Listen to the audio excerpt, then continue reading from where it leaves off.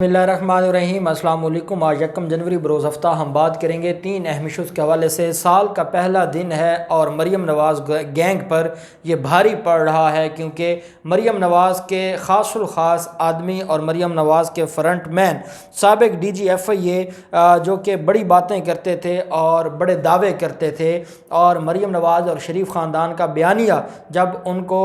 وہ ریٹائر ہوئے تھے اور اس کے بعد انہوں نے جس طریقے سے مریم نواز اور نواز شریف کا بیانیہ پروموٹ کیا، ایف آئی اے نے اس کو بلایا تھا سابق ڈی جی ایف آئی اے کو کہ آئیں اور جواب دیں کہ آپ نے اتنے بڑے بڑے ملزموں سے پیسے لے کر ان کو سہولت کاری دی ہے، بطور ڈی جی ایف آئی اے آپ کو جواب دینا ہوگا۔ اور یہ شریف خاندان کے دور حکومت میں، نون لیگ کے دور حکومت میں ڈی جی ایف آئی اے تھے، اور بعد میں عمران خان نے اس کو ہٹا دیا تھا، جس کے بعد اس نے پھر ریزائن کر دیا اور یہ آ گیا انقلابی بن کر، اس نے پھر تقریریں کرنا شروع کر دی تھیں۔ اب ایف آئی اے نے بلایا تو یہ پہنچ گیا سندھ ہائی کورٹ میں گرفتاری سے بچنے کے لیے۔ بڑی اہم تفصیلات ہیں جو میں آپ کے ساتھ شیئر کروں گا۔ ساتھ ہم بات کریں گے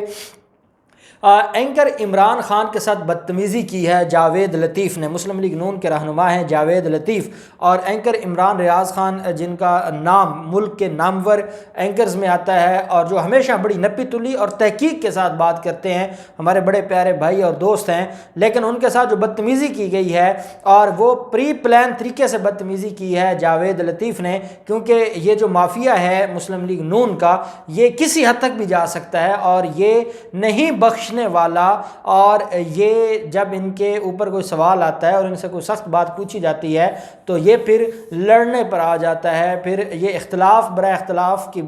کرتے کرتے یہ پھر آ جاتا ہے بدتمیزی پر۔ کیا معاملہ ہوا، کیا لڑائی ہوئی، بڑی اہم تفصیلات ہیں، وہ میں آپ کے ساتھ شیئر کروں گا۔ پہلے تو آپ کو بتاتا چلوں کہ پاکستان مسلم لیگ نون کے ایم پی اے بلال یاسین پر جو کل رات حملہ ہوا تھا، اس کے بعد بلال یاسین کی مدیت میں مقدمہ درج کیا گیا ہے، اور بلال یاسین نے اپنا جو پہلا بیان ہے وہ پولیس کو جاری کر دیا ہے، پولیس کے سامنے اپنا بیان ریکارڈ کروا دیا ہے، اور انہوں نے کہا ہے کہ جو ایک حملہ آور نے ڈولفن پولیس جیسی وردی پہن رکھی تھی، اور انہوں نے کہا اپنا بیان دیتے ہوئے کہ میری کسی سے کوئی ذاتی دشمنی نہیں ہے، میں روزانہ اپنے علاقے میں گھومتا ہوں اور روزانہ اپنے علاقے میں واک پر جاتا ہوں۔ بلال یاسین نے شبہ ظاہر کیا کہ ایک حملہ آور نے ڈولفن پولیس جیسی وردی پہن رکھی تھی۔ بعد ازاں پولیس نے ایم پی اے بلال یاسین کی مدیت میں مقدمہ تھانہ داتا دربار میں درج کر لیا۔ مقدمہ زخمی بلال یاسین کی مدیت میں درج کیا گیا۔ اس کے بعد پولیس نے جو بلال یاسین کیس ہے، لاہور کے ٹاپ شوٹرز کی گرفتاریوں کے حوالے سے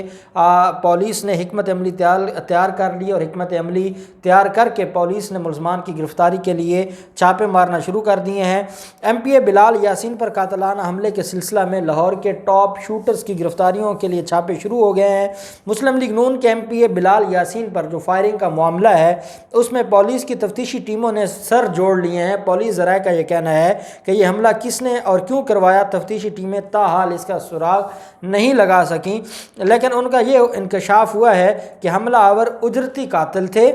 تاہم حملہ آوروں کو کس نے اور کیوں ہائر کیا، اب اس سلسلے میں پولیس کی تفتیش جاری ہے۔ حملہ آوروں کی گرفتاری کے لیے پولیس نے شہر بھر میں مخبروں کا جال بچھا دیا ہے۔ تفتیشی ٹیموں نے لاہور کے ٹاپ شوٹرز کی فہرستیں بھی مرتب کر لی ہیں۔ ذرائع کا کہنا ہے کہ لاہور کے ٹاپ شوٹرز کی گرفتاریوں کے لیے چھاپے جاری ہیں اور بہت جلد ملزمان کو گرفتار کیا جائے گا۔ سیف سٹی ڈپارٹمنٹ کا کہنا تھا کہ کیمروں کی مدد سے 2 موٹر سائیکل سوار حملہ آوروں کی شناخت کی گئی ہے۔ بلال یاسین نے شبہ ظاہر کیا کہ ایک حملہ آور ڈولفن پولیس کی وردی میں تھا، اور ان ساری چیزوں کو دیکھ کر اور ان ساری چیزوں کو مد نظر رکھتے ہوئے تفتیش جاری ہے۔ ایاز صادق نے یہ کہا ہے اور الزام لگایا ہے ایاز صادق نے، اور ایاز صادق کا کہنا ہے کہ یہ جو معاملہ ہے بلال یاسین کے قتل کا، یہ حکومت کی نالائکی ہے، نااہلی ہے۔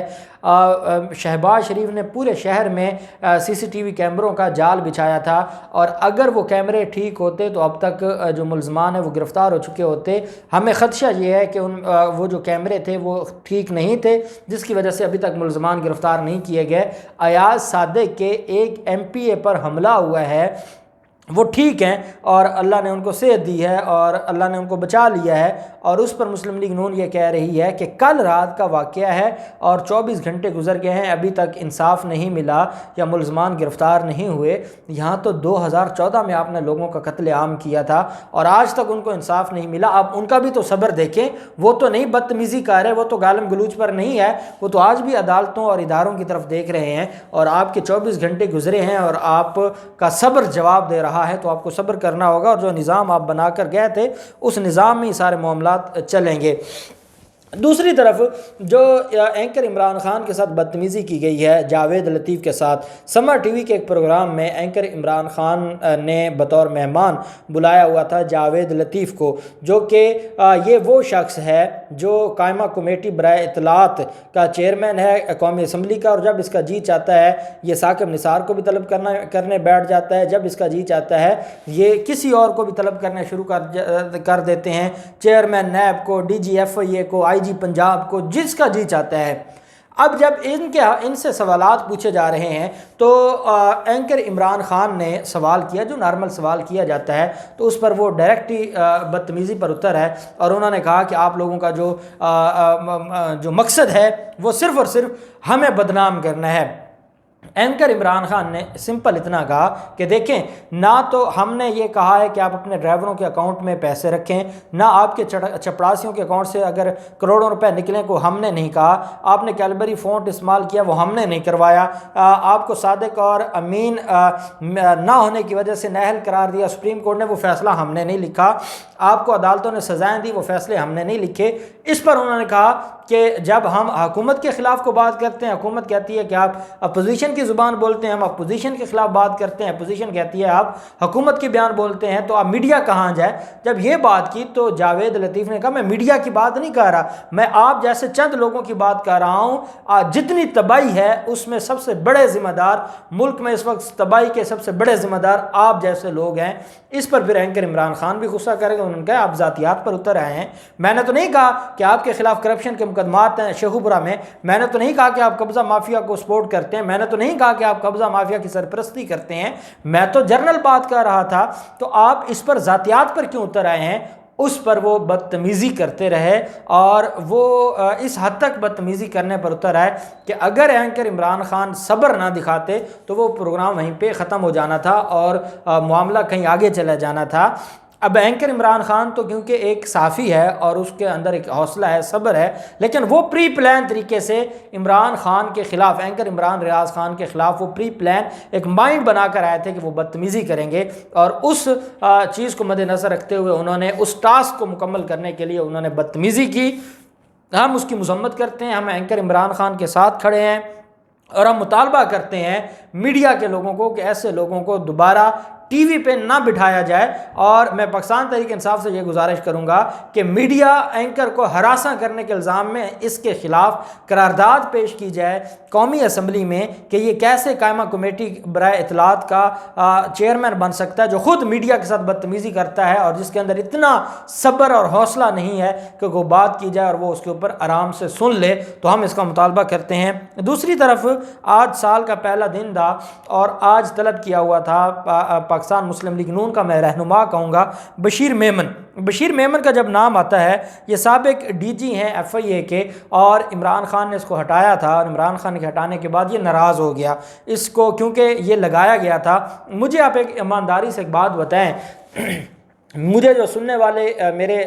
ناظرین ہیں وہ الحمدللہ سارے ہی اچھے پڑھے لکھے لوگ ہیں، مجھے ایک بات بتائیں کہ جب مسلم لیگ نون کا دور تھا نہ تو ہم نیب کا سنتے تھے کہ نیب کوئی ادارہ ہے یا کوئی بڑا کام کر رہا ہے، نہ ہم ایف آئی اے کا سنتے تھے۔ ان اداروں کو دبا کے رکھا ہوا تھا اور ان اداروں کو تباہ و برباد کیا ہوا تھا ان مافیاز نے۔ جب عمران خان کی حکومت آئی تو ہمیں پتہ چلا اینٹی کرپشن بھی کوئی انڈیپینڈنٹ ادارہ ہے اور وہ اپنا کام کر رہا ہے قانون کے مطابق، نیب بھی کوئی ادارہ ہے اور وہ اپنا کام قانون کے مطابق کر رہا ہے مافیاز کے خلاف، کرپٹ مافیاز کے خلاف، اور ایف آئی اے بھی کوئی ادارہ ہے، ایف آئی اے بھی کوئی قانون کے مطابق اپنا کام کر رہا ہے، ایف آئی اے بھی بہت ساری چیزوں کو دیکھ رہا ہے۔ تو یہ ساری چیزیں تھیں جو پہلے نظر نہیں آتی تھیں، اب نظر آ رہی ہیں۔ اس وجہ سے اس جو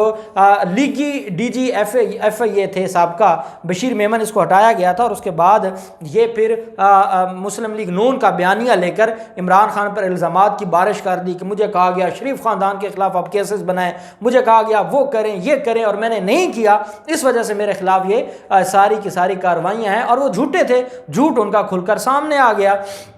اب ایف آئی اے نے ان کو طلب کیا ہوا تھا، ایف آئی اے نے ان کو جس کیس میں طلب کیا ہوا تھا وہ ایک ملزم ہے، اور اس ملزم کا نام ہے عمر